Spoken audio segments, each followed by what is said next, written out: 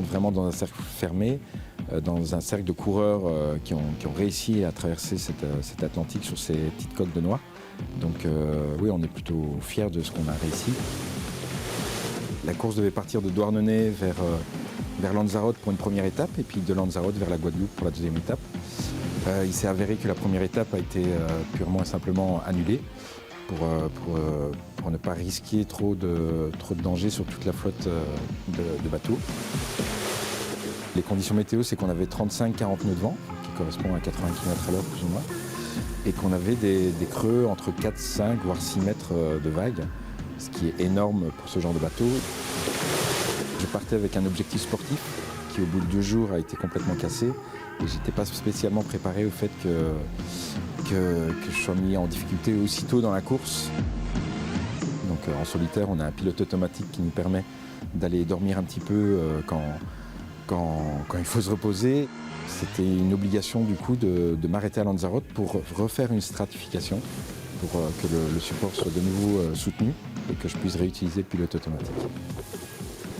À bord, on n'a aucun téléphone, on n'a pas internet, on n'a aucune communication avec la Terre. Donc on est vraiment isolé du monde. I believe I can fly.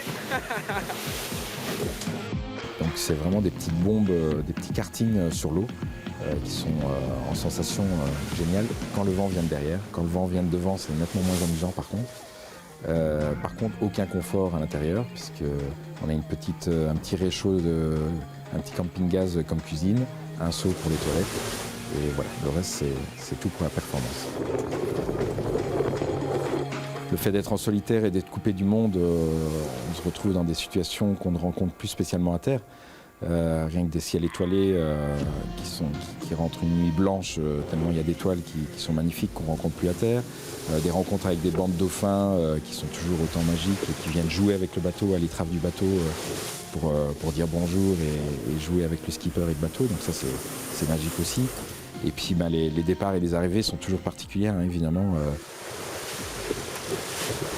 On va rester sur le circuit mini encore 2 ans a priori.